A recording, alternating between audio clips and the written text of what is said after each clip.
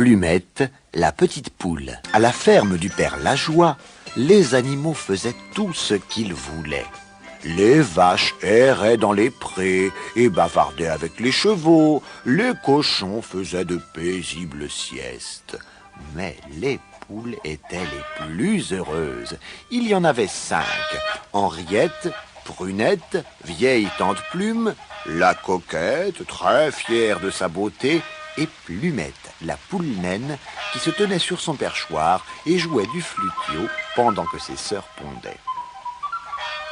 Quand le père Lajoie voulait des œufs, il appelait Plumette de sa fenêtre. « Joue du flutio, petite Plumette !» Et aussitôt, les poules pondaient. Un matin, le père Lajoie rassembla tous les animaux de la ferme. « J'ai une mauvaise nouvelle à vous annoncer, dit-il. Je dois vendre la ferme. Dès demain, vous travaillerez pour Monsieur Grognon. »« Oh, mon Dieu !» se dirent tous les animaux, « pourvu qu'il soit gentil !» Ils étaient tous très inquiets lorsque Monsieur Grognon vint inspecter la ferme le lendemain matin. Il était maigre, laid et pas du tout souriant. Ses bottes reluisaient et il avait à la main un gros bâton noueux. Monsieur Grognon s'adressa d'abord au cochon. « Quelle porcherie dégoûtante! Prenez des brosses et nettoyez-moi ça !» Ensuite, il alla voir les chevaux. « Vous êtes tous trop gras, dit-il. Vous allez retrouver votre ligne en faisant des allers-retours au marché. » Puis il alla secouer les vaches qu'il jugea trop ensommeillées. Pour finir, il se rendit au poulailler. Les poules étaient tranquillement assises sur leur nid, attendant l'air de flutio de Plumette. Lorsqu'il les vit, Monsieur Grognon devint tout rouge. « Cet endroit, hurla-t-il, est un poulailler et non une salle de concert. Sors d'ici, Plumette, et va-t'en. Demain, il y aura un vrai coq pour vous secouer, bande de paresseuses. » Ainsi, Plumette quitta la ferme. Très tôt, le lendemain matin, Henriette vit approcher à grands pas un énorme coq. Il avait une crête rouge vif et des ergots magnifiques. « C'est moi, Super Coq !» cacta-t-il très fort. « C'est l'heure de pondre !» Les poules reçurent l'ordre de se mettre en rang pour l'inspection. Il cria d'abord à Henriette. « Tu n'as pas laissé tes plumes ce matin ?» Puis il cria à Prunette. « Demain matin au lever, tu poliras tes griffes. Elles sont épouvantables. » Il fut même grossier avec la pauvre vieille tante Plume. Ensuite, il les fit marcher de long en large dans la cour jusqu'à ce qu'elles soient éreintées, toutes, sauf la coquette, parce qu'il était tombé amoureux d'elle. « Reste où tu es, lui dit-il. Tu es bien trop jolie pour te fatiguer. » Les autres marchaient derrière lui. « Gauche, droite, demi-tour, gauche, droite !» criait-il.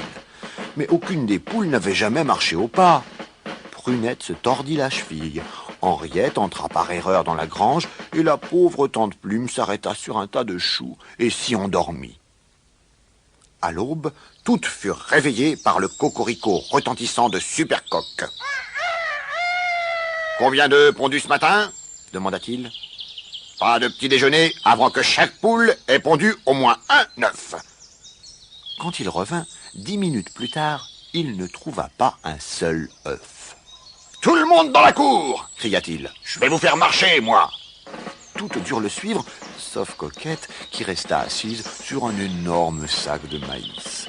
Mais lorsque Super Coq regarda dans les nids un peu plus tard, il n'y trouva pas un seul œuf.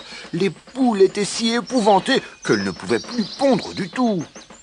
Pendant tout ce temps, Plumette cherchait comment aider ses sœurs. Elle alla demander son avis au hibou.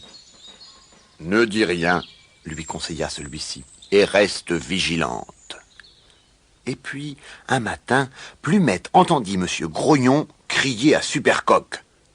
« Si je n'obtiens pas d'œufs dans les plus brefs délais, je te chasserai et je prendrai un autre coq. » Super Coq avait un air lamentable. « Laissez-moi une chance encore, monsieur, supplia-t-il. Je vous promets que les poules pondront demain matin. » Ce soir-là, Plumette suivit Supercoq et le vit se glisser jusqu'à la mare et voler des œufs de cane. Il les disposa dans les nids des poules endormies. Puis il alla prévenir Monsieur Grognon que les poules avaient enfin pondu. « Très bien, » répondit le fermier. « J'irai inspecter les nids demain à la première heure. S'il y a assez d'œufs, tu pourras garder ton poste. » Supercoq alla se coucher, mais Plumette alla voir son ami l'hirondelle. « Peux-tu me prêter 4 de tes œufs juste pour une nuit ?» lui demanda-t-elle. « Je te les rendrai demain matin. » « Bien sûr, répondit l'hirondelle, qui lui prêta 4 œufs minuscules. Et pendant que personne ne les voyait, toutes deux remplacèrent les œufs de cane par les œufs d'hirondelle. Elles dormirent ensuite jusqu'à l'aube, heure à laquelle toute la ferme était réveillée par les cocoricots vaniteux de Supercoq.